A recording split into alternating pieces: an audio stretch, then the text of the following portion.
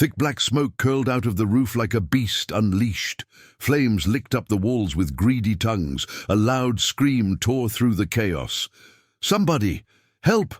Help me!" cried Noria, her voice cracking with terror as she banged against the wooden door. It wouldn't budge. It was locked. From outside, the sound that shattered her soul came. Two small voices roar with fear. "Mama! Mama!" Noria's heart clenched. Her babies were outside. She was trapped. This was no accident. Makonji had done this. Yes, Makonji, the man the city knew as her husband, the man who had once promised her forever. In the city of Mabuta, everyone had known her as Noria, the woman who smiled like sunshine. Life had once been sweet, like ripe mangoes in season. She and Makonji lived in a lovely home with their children. Each child had their own room. The fridge was always full. They had a car that took them wherever they pleased. But as the elders say, the wind does not warn before it changes direction. One day, Makonji lost his job, and like water through fingers, the money dried up. The bank where they had borrowed. For the dream home came knocking, and they knocked hard. They took everything, the house, the car, even the beds. All that remained was barely enough to pay for a one-way journey to Makonji's home village of Kamoro. The journey was long. On the bus, Noria sat with her children clinging to her. Their clothes were in one small bag. Tears soaked her cheeks. Makonji sat silent, staring out the window like a man who had aged in a day. Kamoro welcomed them with silence and reality. The family house was small, crumbling, and they were offered one room. 4 people, one room. It felt like squeezing into a jar already full. In Mabuta, they had privacy. They had pride. Here, they had neither. At first, the relatives tried, a little food, a warm greeting, but it didn't last. "You must learn to fend for yourselves," they said. The children began to cry from hunger. Noria sat on a stone outside, staring at her feet, wondering how they would live. Makonji, once strong, once proud, now sat slumped beside the hut. His hands clasped so tightly, his knuckles turned white. His sighs came like heavy waves. Noria could see it. The fire in him had gone out. Then one morning she had had enough. She could no longer watch her children starve. She could not carry the weight of a broken man alone. She told Makonji she was going to her mother's village. Borrowing a few coins from his sister, she climbed into a bus. When she reached home, her mother opened the door and gasped. "Noria, my child, what has happened to you?" The woman who had once glowed with beauty now stood thin, pale and sunken. Her clothes hung from her like cloth on a line. Tears poured down Noria's face. She told her mother everything about Makonji's job loss, about the bank, the hunger, the despair. Her mother listened without interrupting. Then she stood and disappeared into the house. She returned with a bag, filled with gari, beans, dried fish and rice. She placed money in Noria's hand. "It's not much," she said, "but it's a beginning for you and your children." Noria sobbed into her mother's arms. "Thank you, Mama, thank you." She returned to Kamoro with something stronger than food, hope. She cooked. The children ate. Their bellies filled. And for the first time in many nights, they slept soundly. Makonji ate in silence, still sunken into himself. But Noria's eyes burned with purpose. A few days later, she had an idea. She would start a vegetable business. With part of the money from her mother, she bought vegetables from a farm nearby. At dawn, she rose, tied a basin to her head and walked house to house. "Fresh greens, come get your fresh greens," she sang, voice light like morning breeze. The first days were brutal. Her feet ached. The sun scorched her skin. But she did not stop. Slowly, the villagers began to notice her. They trusted her because her vegetables were fresh, because she was kind. She began to make a little profit. She fed her children better. She saved coins in a small calabash. She even began to dream.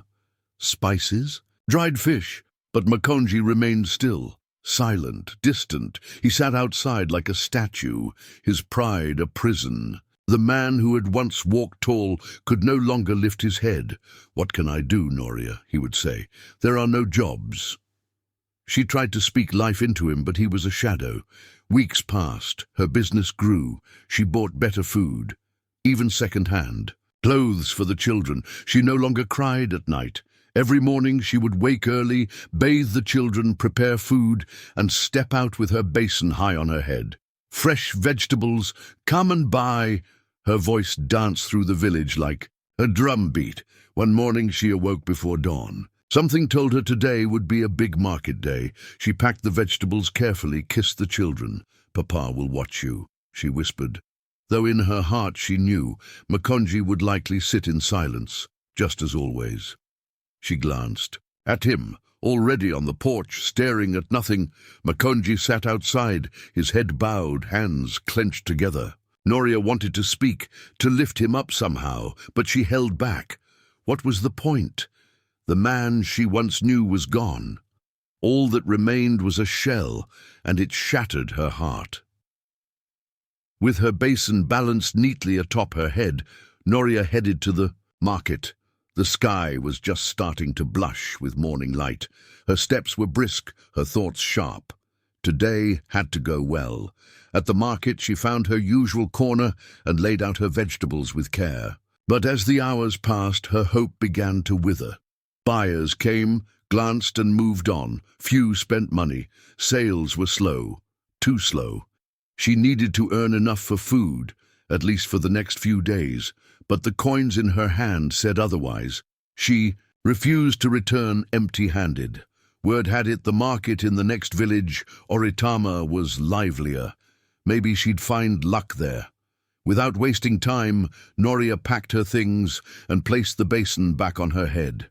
She began the long walk under a punishing sun. Sweat trickled down her back, her legs ached, her shoulders throbbed, but she didn't stop. She couldn't.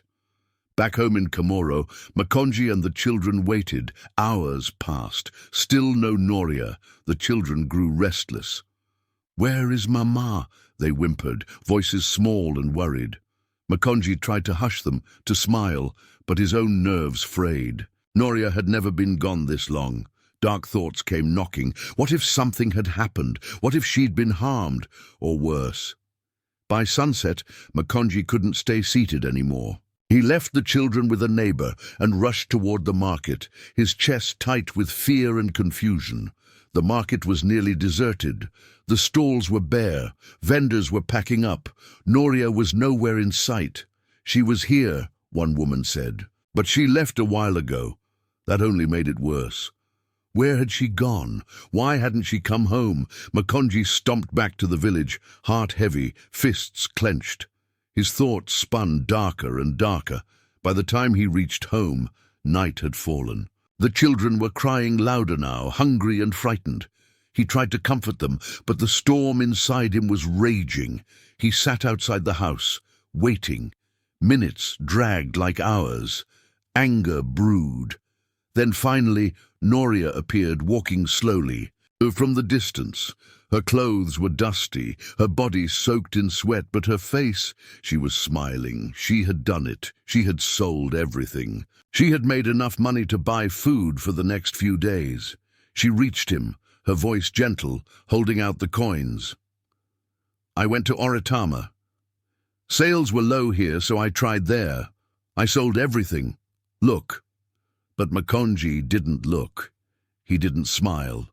His eyes burned with suspicion and rage. "Where have you been?" he roared. Noria froze. I just told you. You left your children crying, hungry. You were out roaming. With who? Which man did you go to?" Her breath caught. "What are you talking about?" she asked, stunned. "Don't lie to me," he shouted. "You think I don't know? You've shamed me. You've shamed this family." Noria's voice trembled. "I only went to sell." But Makonji wasn't listening. His fury was blind. He grabbed her by the arm and dragged her forward, his voice echoing through the night with accusations. "You think I'm a fool. You think I can't see what you've become." From inside, the children cried louder. Noria tried to explain, tried to reach the man she once knew, but he was gone. Then, with a furious roar, Makonji struck her. Her body hit the ground with a thud. Her cheek burned. Tears streamed down her face. This wasn't her husband. This wasn't the man she had loved. Makonji hurled insults at her, every word a blade. "You're filth! You disgust me! Look at you!" Then, without another word, he stormed into the house and slammed the door shut, locking her out with one of the children. Noria sat there on the cold ground, her heart breaking, one crack at a time. Noria crumbled inside. Her spirit felt like shattered glass. She clutched her child tightly, rocking him in her arms as silent tears streamed down her face. She had sacrificed so much, carried so many burdens, and yet this was her reward. A slap, accusations, locked out in the night. She felt betrayed, not just by Makonji, but by life itself. After a long while, she spread out her wrapper on the cold ground and gently laid her son down. Then she lay beside him, eyes fixed on the dark sky above. Stars blinked quietly in the distance.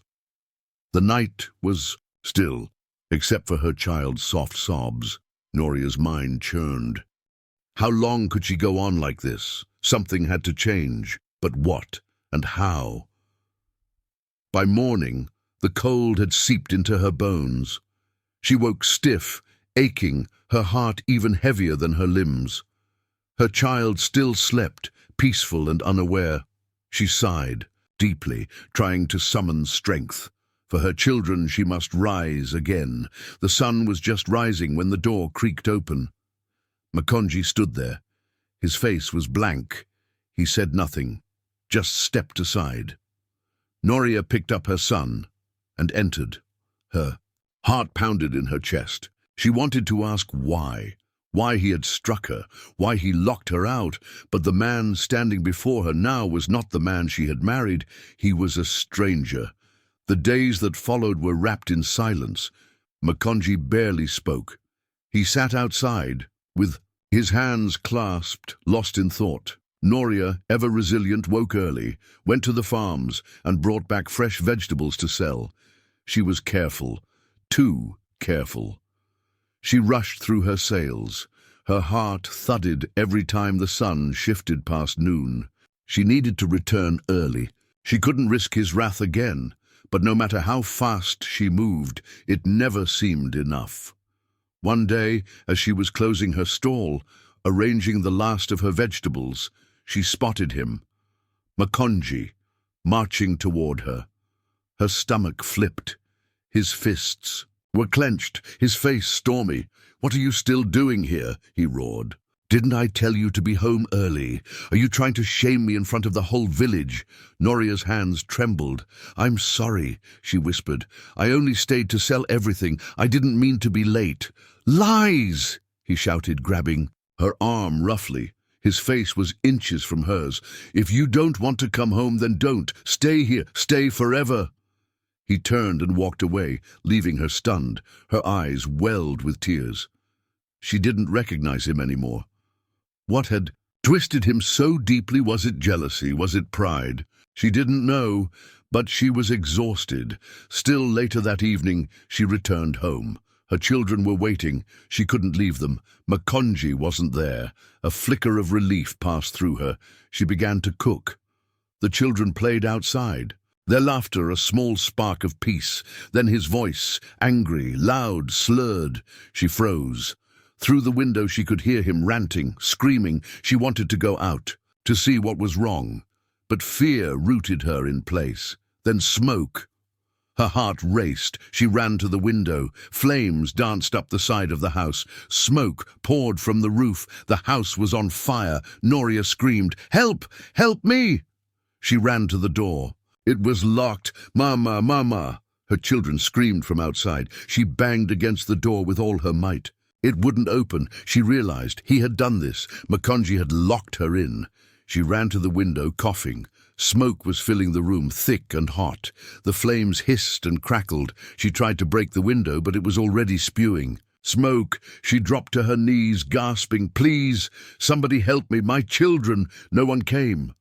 The fire raged on. She collapsed to the ground, her lungs burning. She thought of her children, their smiles, their hunger, their laughter. She thought of the man she married, the one who once held her hand beneath mango trees. She thought of the woman she had become, strong, unshakable. And then she prayed. When the fire died, the house was nothing but ash and ruin. They found what remained of Noria, burned, silent. The villagers gathered in grief, eyes heavy, hearts broken. Makonji was gone. Later that day, he walked into the police station. "I did it," he said. "I set the house on fire. I sent my wife to a journey of no return." His voice was empty, his eyes hollow. He was arrested, taken to prison. The children, now orphans, were sent to live with Makonji's sister, Auntie Gamba, at Ye. First, she fed them, gave them a place to sleep, but her kindness faded. "I'm not your mother," she shouted whenever they asked for food. "Go find something for yourselves." She began to starve them. Some days they got only scraps. Some days, nothing. The eldest, Daniel, began to see the truth. They were not welcome. Their only comfort was Noria's grave. Every evening they snuck to the small cemetery.